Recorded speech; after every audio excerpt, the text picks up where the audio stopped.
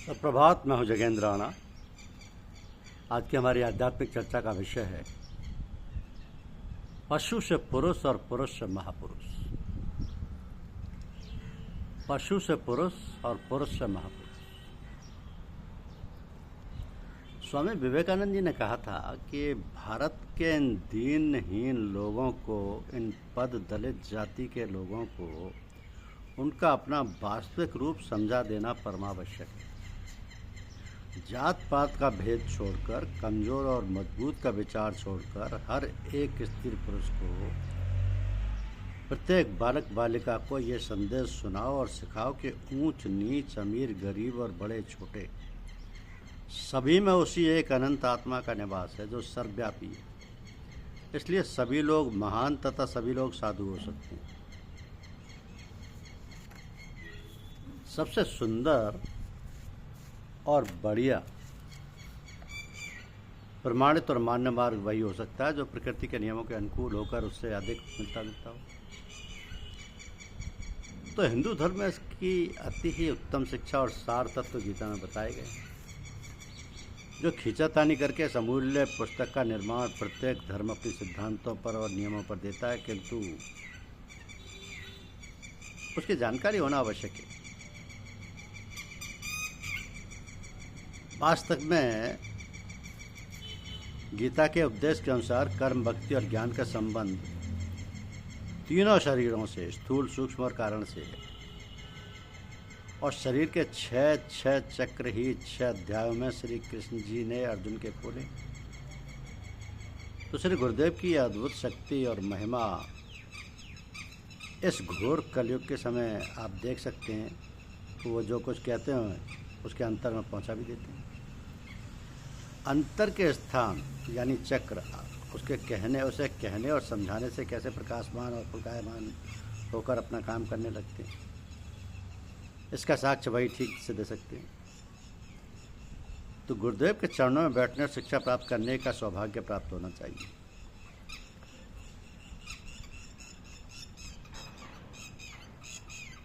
जहाँ जहाँ भी लोग इस शिक्षा से सौभाग्यशाली हो रहे, उन्हें ये सौभाग्य प्राप्त होता है। सद्गुरु वास्तव में वो है जो अपना सा बना दे। औषधि बताने वाले और देने वाले और रोगी को निरोग करने वाले वैद्य और डॉक्टर माने जाते हैं, क्योंकि जो रोगी को अच्छा करके कुशल वैद्य और डॉक्टर बना दे, उसकी महिमा और कृतज्ञता का क्या कहना है। आप ऐसे ही महाशक्तिशाली और पूर्ण परोपकारी थे। ईश्वर उनकी दया व कृपा हमारे ऊपर सदा अधिक अधिक रखे और हमारे ऊपर उनका प्रेम उनके चरणों में अधिक रहे। किसी बात को करते रहना कर्मयोग है। किसी बात को विवेक और बुद्धि द्वारा जान लेना और समझ लेना ज्ञान है। किसी बात से प्रेम और आसक्ति हो जाना भक्ति है। तीनों चीज़ों को समझिए कि किसी बात को करते रहना कर्मयोग है, किसी बात को विवेक और बुद्धि द्वारा जान लेना समझ लेना ज्ञान है, और किसी बात से प्रेम और आसक्ति हो जाना भक्ति है। किसी बात को समझ लेना, उससे प्रेम पैदा होकर उसके अनुसार कर्म करने लगना पूर्णता है। तो जहाँ पर इस प्रकार की शिक्षा देने का प्रबंध हो और जिसको बतलाने वाला पूर्ण और व्यावहारिक रूप से उतरा हुआ हो, वह पूर्ण पुरुष, महापुरुष या परम गुरु है। जिसकी शिक्षा में ऐसे महापुरुष पैदा हों, उनको संत सद्गुरु हम अपने शब्दों में कहते हैं। ऐसे आदर्श महान आत्मा संसार के देश देशांतर में लोगों को चेताने और सन्मार्ग दिखाने हेतु समय समय पर आया करती हैं। उन्हीं को लोग, यदि उन्होंने शैक्षिक तथा पारलौकिक दोनों युक्तियों द्वारा मनुष्यों का उद्धार किया, तो अवतार, पैगंबर, रसूल, खुदा का बेटा आदि नामों से पुकारते हैं। और यदि आत्मिक शिक्षा प्रदान की है तो महापुरुष, ऋषि, मुनि, औलिया, देवता आदि नामों से पुकारे जाते हैं।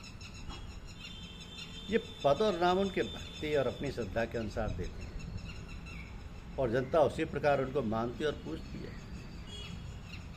श्री कृष्ण जी इस कोटि के महान आत्माओं में से हैं। उनको आप अवतार कहिए, पूर्ण पुरुष कहिए, महायोगेश्वर कहिए, जो कुछ जो चाहें कह लीजिए।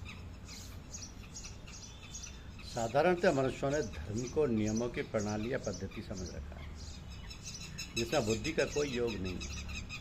ये बड़ी भूल है। यहाँ तक तो हम मानने को तैयार हैं कि मनुष्य में विश्वास की सीमा केवल इतनी नहीं है कि जो कुछ कहा जाए उसे बिना सोचे समझे मान लिया जाए।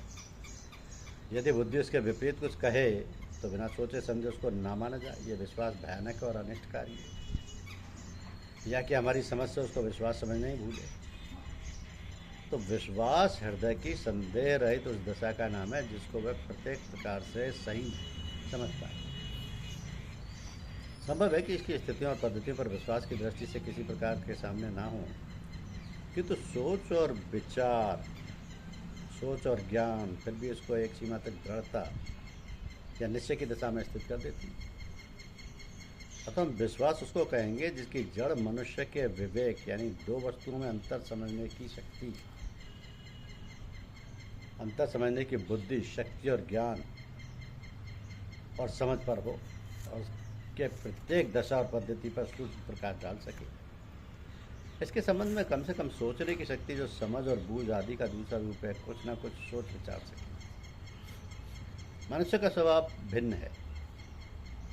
इस भिन्नता के साथ उसकी बुद्धि व विवेक आदि का विकास होना या पूर्णता की श्रेणी होती है। और फिर जहाँ जिसमें उपस्थित है स्थित है उन पर किसी विशेष नियम के मान्य और यथार्थ रूप से स्वीकार करने के लिए डाह करना, धार्मिक अत्याचार और निर्दयता होगी।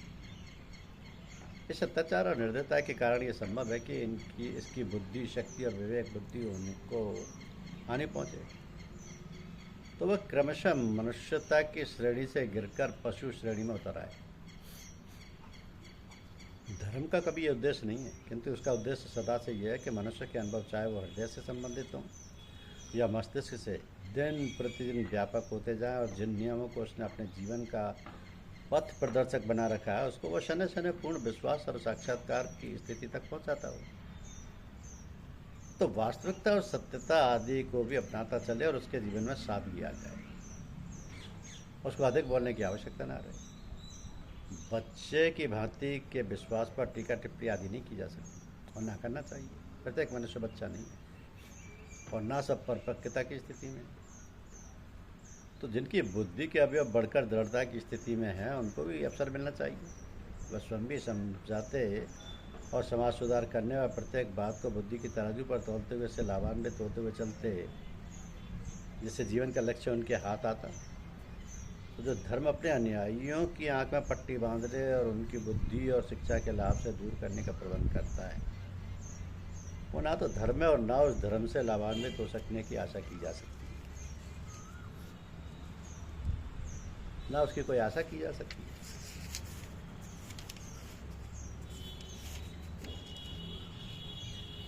तो लाभ अवश्य प्राप्त करना चाहिए, किंतु बुद्धि की जानकारी और हृदय की आकर्षण शक्ति से भी पूरी सहायता लेनी चाहिए। यदि किसी को कोई बात किसी प्रकार समझ में नहीं आती है उसे सोचने की स्थिति में छोड़ देना चाहिए। समय आने पर उससे लाभ प्राप्त करने का अवसर मिलता रहेगा। जहाँ तक इसकी बात समझ में आती जाए वहाँ तक स्वीकार कर लो, शेष को आगे के लिए लाभान्वित होने के लिए छोड़ दो। तो बुद्धि की परिपक्वता और वास्तविकता, सूक्ष्मता की पूर्णता के साथ साथ समय आने पर ही कुछ होगा। इस प्राप्त की जानकारी की हुई बातों पर ही विशेष दृढ़ता नहीं अपनाई जाती। जो भी दृढ़ता अपनाई जाती है और स्वयं की अपनी निरख परख, स्वयं के सोचने विचारने पर, क्योंकि उसकी सहायता से मनुष्य जीवन के अनगिनत वर्षों से इस मंडल पर कार्य कर रही है।